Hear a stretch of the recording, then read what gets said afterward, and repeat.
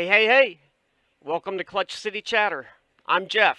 It's been a minute since my last video, so hopefully I can get right back into the swing of things. There are only 6 games remaining in the Astros regular season schedule. So tonight they start a 3-game series against Tampa Bay Rays, and that's going to be in Houston. And then following the Rays will be Philadelphia Phillies coming in for 3 games. There's 2 things that I'll be paying close attention to in the last 6 games. First off, the Astros just recalled center fielder Jake Meyers from AAA. Jake missed about half the season due to a shoulder injury that he suffered in the playoffs last season. And then when he came back to the Astros about mid-season this year, he really struggled, wasn't playing well. I mean, he's a remarkable defender, but he was even struggling on defense. Seemed to be, I guess, favoring his shoulder. His throws weren't very good from the outfield to infield, and he's hesitant going into the wall, which is how he got injured last season, going full force into the wall. Well, I don't think you want to see him do that anymore, but you also can't play hesitant. He needs to be able to have confidence that if he runs into the wall, he's not going to fall apart. And then make the play.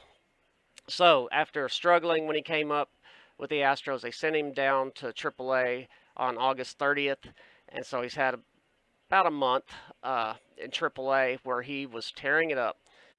So in a month in AAA, Jake hit 337 average with 5 doubles, 4 home runs, 19 walks, and 14 RBIs. So that's killing it for a month. So it's great that he was on a roll. Bring him up when he's on a roll, see how he does. So I expect the Astros are definitely going to be starting him in center field all 6 games, the last 6 games of the season. See how he does. They're looking to see if he merits a roster spot to be the starting center fielder for the playoffs. The Astros can't be satisfied with the production from Mauricio Dubon and Chas McCormick. He's played admirably, but he probably shouldn't be the starting center fielder for a World Series contending club. So the hope is that Jake will come in and solidify his position as the starting center fielder and carry on, pick up right where he left off last year. I really believe that his issues this year were mental more than physical.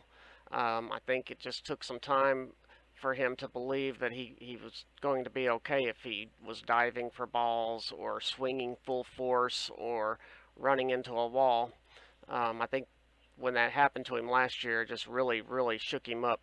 Besides, of course, actually suffering a bad injury to the shoulder, I think more damage was done psychologically. So I hope he comes back this last 6 games, prove that he's going to be a great center fielder. And another thing that I'll be watching closely is how the Astros handle Yordan Alvarez the last 6 games. So 2 games ago, he twisted his ankle.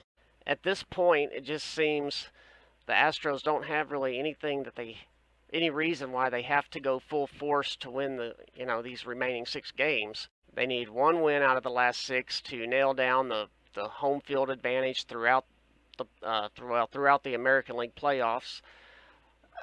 And I think they can at least get one win without Yordan. Yordan's going to be issued the dreaded title of fragile because it seems like he's hurt a lot of the time.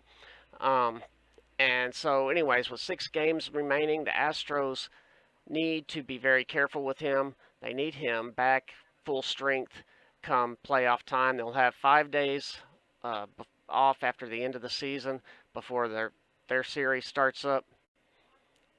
So I would hope that the Astros would at least give him most of these next 6 games off. Don't play him. Let him rest the ankle. Rest the ankle and the hands, because of course the hands have been a big issue over the last month or the last 6 weeks. So just let him rest, let him recuperate, because if Yordan isn't his powerful, dominant self come playoff time, the Astros will be the ones seriously hurting if Yordan isn't able to overcome some of these nagging injuries and be at his full force come playoff time. And if the Astros insist on playing him the majority of four or five of these last 6 games, I hope at least that they will have the good common sense to only allow him to be the DH and not play in the field, where you're just increasing the chances of of injury. So hey, I've got a question for everybody that's non-sports related. When I watch other videos, people talking, people that wear glasses, their glasses aren't presenting such a glare. What the heck? Why do my glasses present the glare? If any of you've got an answer for me, what I need to do, or do I don't know. Just let me know. So it's really interesting to be thinking about the Astros playoff roster. Which pitchers are they going to choose? Which pitchers are going to have to sit out, basically?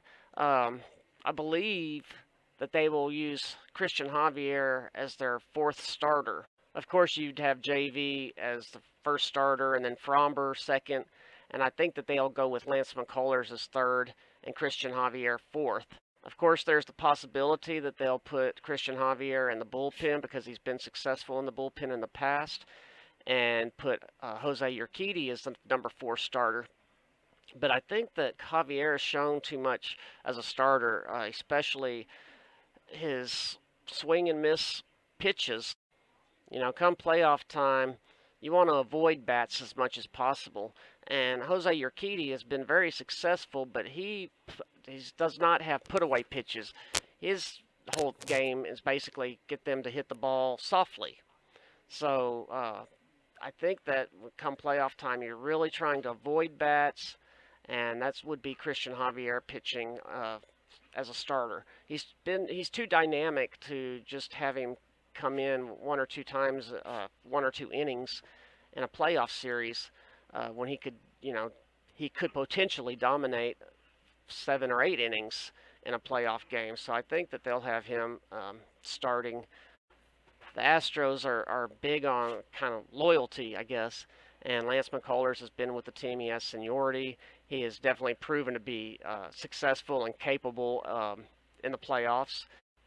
So I think Lance will be the number 3 starter and Christian Javier number 4.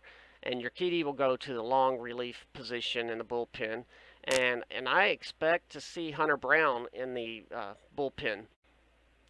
I don't expect Luis Garcia to make the playoff roster.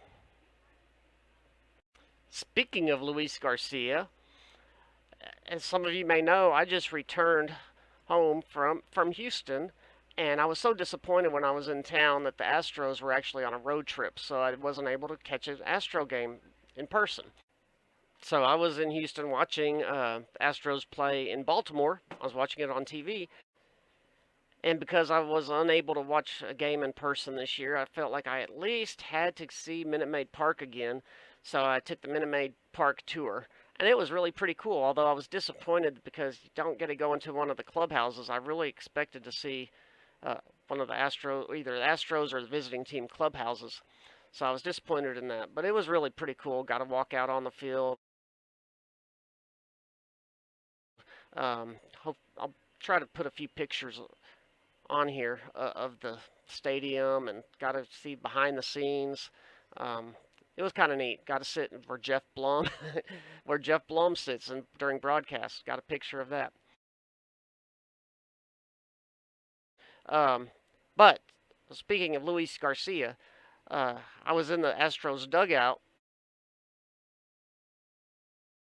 when Luis Garcia pops up from the tunnel and walks through the dugout to the far end and goes out on the field, starts tossing the ball with somebody, and before you know it, one of them misses the ball, and it rolls down the stairs of the dugout into the dugout, and I pounced on that sucker. I pounced on that ball and tossed it to Luis. Tried to show zip on the ball and right on the money, and so anyways, that was kind of cool. And also saw Jeremy Pena in the gift shop. He was actually buying he was buying one of his own jerseys. I'm sure it was to give as a gift to somebody. Um, but people were all around him, so I didn't go up and bother him like everybody else was. But that was pretty neat to see. So, anyways, that's all I've got for today.